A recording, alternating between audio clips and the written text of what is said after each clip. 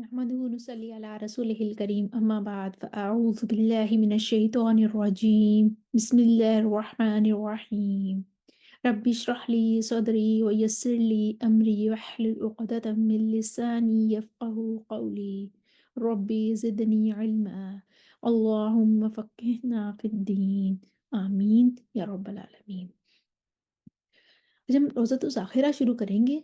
रोज़तुल ज़ाखिरा जैसे हमें मालूम है कि ये अशरा क़िरात के क़वाइद की किताब है, जो कि जिसका फ्रंट पेज जो है ये सामने स्क्रीन पर आपको नज़र आ रहा है। ये इसका फ्रंट पेज है, ठीक है? और अगर हम आगे चलते हैं तो हम देख सकते हैं इसके पहले पेज पर लिखा हुआ है कि इसको तालीफ़ किया है क़ारी सुलेमान अहमद मीर मोहम्मदी ने और तकरीर किया है उस्ताजुल क़ुरा क़ारी मोहम्मद इब्राहीम मीर मोहम्मदी ने। ये फ़ाज़िल है मदीना यूनिवर्सिटी से और तक़दीम ये है क़ारी सुहैब अहमद मीर मोहम्मदी ने। ये भी फ़ाज़िल मदीना यूनिवर्सिटी से है। और ये इस किताब को पब्लिश करने वाले कुलियातुल कुरान जो जिस इदारे को हम सभी जानते हैं, ये उन इदारे ने पब्लिश किया है।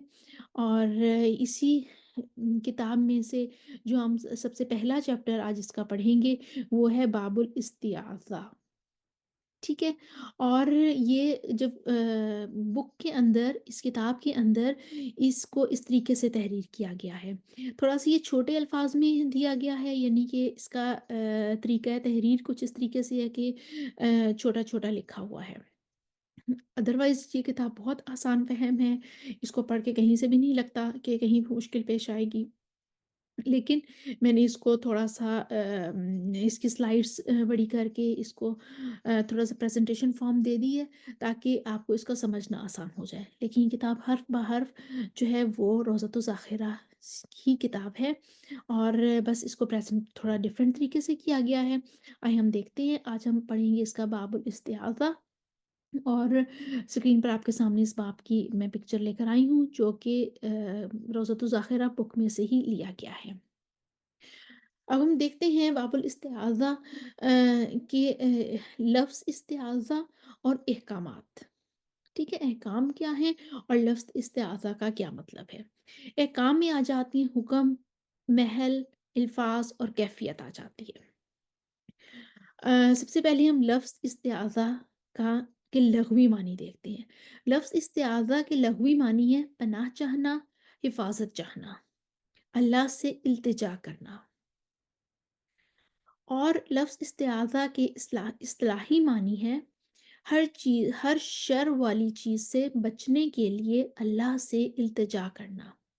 मुराद शैतान के शर से बचना, यानी क़िराअत की इब्तिदा में आऊज़ु बिल्लाह पढ़ना। ये इसके इस्तिलाही माना है। अब हमने लफ्ज़ इस्तिआज़ा का मतलब देख लिया, उसके लग़वी माना भी देख लिए और इस्तिलाही माना भी देख लिए। अब हम आते हैं अहकाम की तरफ। अहकाम में आ जाते सबसे पहले हुक्म आता है। अब हुक्म देखते हैं क्या चीज़ है। अता बिन अबी रबाह, सुफ़ियान सूरी, दाऊद ज़ाहरी के यहाँ क़िराअत से पहले इस्तिआज़ा वाजिब है। दलील वो लाते हैं कुरान से और कुरान की सूरह नहल की आयत नंबर है हमारे पास 98।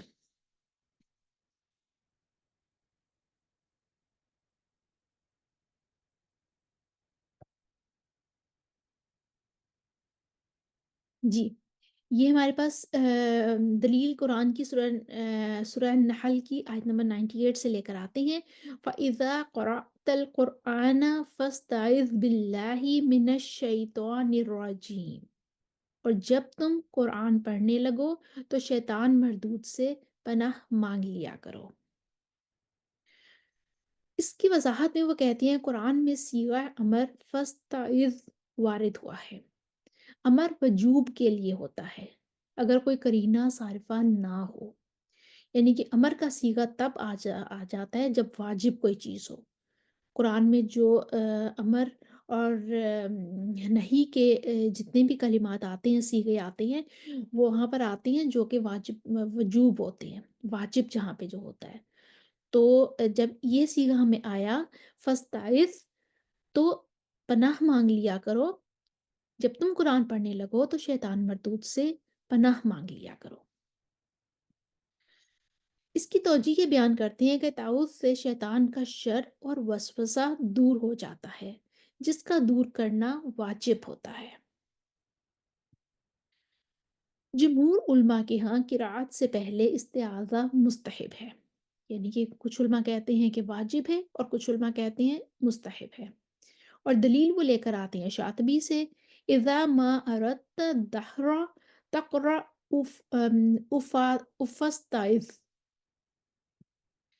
اور اس کی توجہ یہ لے کر آتے ہیں کہ جس طرح استعاذہ شرط ہے اور تلاوت قرآن مشروط ہے، جب مشروط تلاوت قرآن ہی واجب نہیں تو شرط استعاذہ کیوں کر واجب ہو سکتا ہے؟ ٹھیک ہے، وہ کہتے ہیں جب قرآن کی تلاوت ہی واجب نہیں ہے تو پھر ہم اس کی جو شرط ہے، مشروط ہے نا، کہ قرآن تلاوت قرآن سے پہلے استعاذہ پڑھ لیا کرو، تو وہ کہتے ہیں کہ جب مشروط جو کہ تلاوت قرآن ہے وہی واجب نہیں ہے تو پھر ہم شرط جو کہ استعاذہ ہے وہ کیسے واجب ہو سکتا ہے؟ جس طرح اذا قمتم الی الصلاۃ میں مشروط نماز ہے، ٹھیک ہے، جب نماز کے لیے کھڑے ہو مشروط نماز ہے، وہ جو کہ واجب ہے، اس لیے اس سے پہلے جو شرط وضو ہے وہ بھی واجب ہے۔ جب مشروط واجب ہے تو شرط جو اس سے پہلے ہے وضو وہ بھی واجب ہی ہوگا، لیکن وہ کہتے ہیں کیونکہ استعاذہ میں استعاذہ شرط ہے اور تلاوت قرآن مشروط ہے تو جو تلاوت قرآن ہے وہی واجب نہیں ہے، تو پھر ہم شرط جو کہ استعاذہ ہم نے کہا ہے وہ کیسے واجب ہو سکتا ہے؟ وہ مستحب ہے، وہ کہتے ہیں، اور دلیل لے کر آتے ہیں صاحب استحاف البریہ سے، ان کی نظم کا حصہ ہے وَاسْتَعِذْ نَدْبًا او جب وحلا، استعاذہ کرنا ایک قول پر مستحب ہے اور دوسرے قول پر واجب ہے، اور یہ وجوب والا قول ضعیف قرار دیا گیا ہے۔ وہ کہتے ہیں وجوب والا قول جو ہے وہ ضعیف ہے اور جو مستحب والا قول ہے وہ صحیح قول ہے۔ اچھا، اب ہم نے لفظ استعاذہ کا مطلب بھی دیکھ لیا اور حکم بھی اس کا دیکھ لیا، اب ہم محل کی طرف آتے ہیں۔ تلاوت کرنے سے پہلے استعاذہ پڑھنا چاہیے، ٹھیک ہے، کب پڑھنا چاہیے؟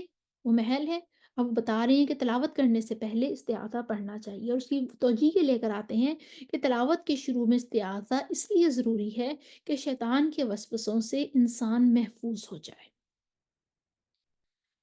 اب حکم کا بھی ہمیں پتہ چل گیا اور محل کا بھی پتہ چل گیا، اب الفاظ پر آتے ہیں، تیسری ہماری چیز ہے الفاظ کے بارے میں، الفاظ کے بارے میں، یہ لفظ الفاظ ہے، الفاظ نہیں ہے۔ امت کا ان الفاظ پر اجماع ہے، یعنی اعوذ باللہ من الشیطان الرجیم، دلیل وہ لے کر آتے ہیں شاطبی سے، علی ما اتی فی النحل یسرا، ٹھیک ہے، اور مشہور الفاظ میں کمی زیادتی کرنا بھی جائز ہے بشرطے کہ وہ صحیح حدیث کے موافق ہو، جیسے اعوذ باللہ السمیع العلیم من الشیطان الرجیم، اور ایک اور جگہ پر ایک اور حدیث میں آیا ہے اللہم اعصمنی من الشیطان الرجیم، دلیل وہی شاطبی کی لے کر آتے ہیں، وَإِن تَزِدْ لِرَبِّكَ تَنزِبُهَا فَلَسْتَ مُجَهَّلًا، الفاظ کا بھی ہمیں اندازہ ہو گیا، اب ہم کیفیت کی طرف آتے ہیں۔ کیفیت میں وہ کہتے ہیں تفصیل جو بتاتے ہیں کہ جہری بھی ہو سکتا ہے اور سری بھی ہو سکتا ہے، ٹھیک ہے، جہری کا مطلب ہے استعاذہ کو بلند آواز کے ساتھ پڑھنا، اور سری کا مطلب ہے استعاذہ کو آہستہ آواز کے ساتھ پڑھنا۔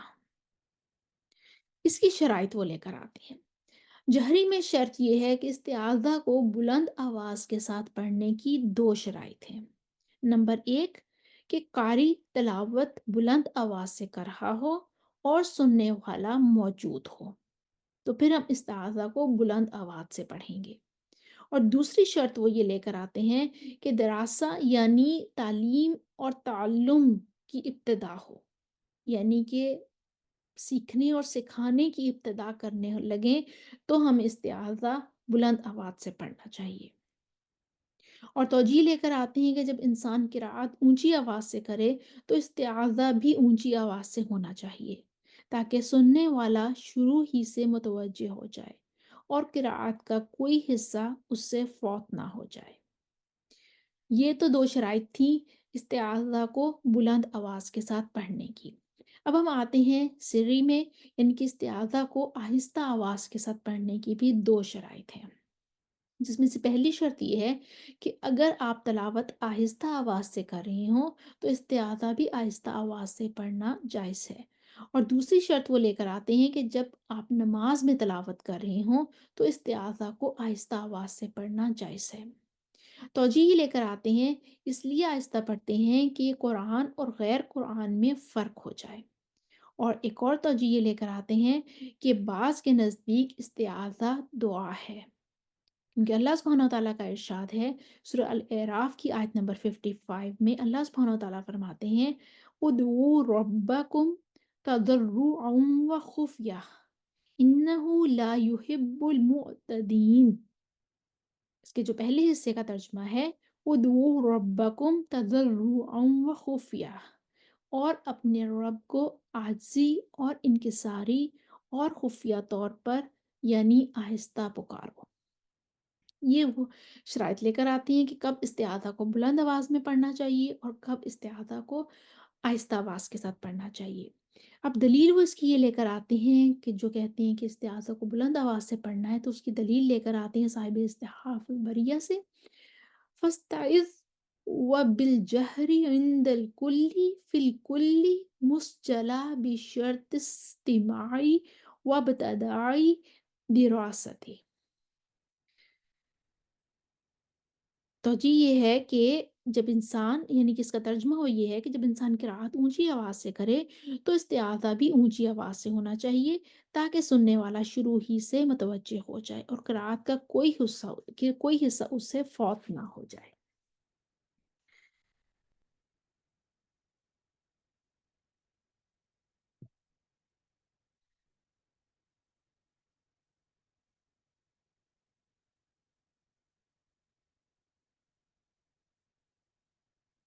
ठीक है, उसके बाद वो आते हैं सिर्री की तरफ। इसमें वो कहते हैं कि इस्तिआज़ा को आहिस्ता आवाज़ के साथ पढ़ने की दलील भी वो साहिब तहफ़ुल बरिया से ही लेकर आते हैं। कहते हैं वला मख़फ़ियन औ फ़िस्सलाती व फ़स्सला। अगर आप तिलावत आहिस्ता आवाज़ से कर रहे हैं, तो आप इस्तिआज़ा आहिस्ता आवाज़ में पढ़ सकते हैं, या फिर जब आप नमाज़ में तिलावत कर रहे हैं, तो फिर आहिस्ता आवाज़ में आप इस्तिआज़ा को पढ़ सकते हैं। तो ये हमारे जो आज का लेसन था, ये उसकी हमारी सारी थी स्लाइड्स जो मैंने आपके साथ शेयर की थी। उम्मीद है कि मैं इस चैप्टर को जिस तरीके से उन्होंने बयान किया हुआ है, उस तरीके से आप तक पहुँचाने में कामयाब रही होंगी। ये काबिल इस्तिआज़ा जो रोज़ातुल ज़ाखिरा में दिया गया है, ये उसकी पिक्चर भी आपके सामने है। तमाम दलाइल और तमाम रेफ़रेंसेस इधर से ही लिए गए हैं। और मैं उम्मीद करती हूँ कि आपकी इससे फ़हम में इज़ाफ़ा होगा। व आखिर दावाना अनिल हम्दुलिल्लाहि रब्बिल आलमीन। अस्सलामु अलैकुम व रहमतुल्लाहि व बरकातुहू।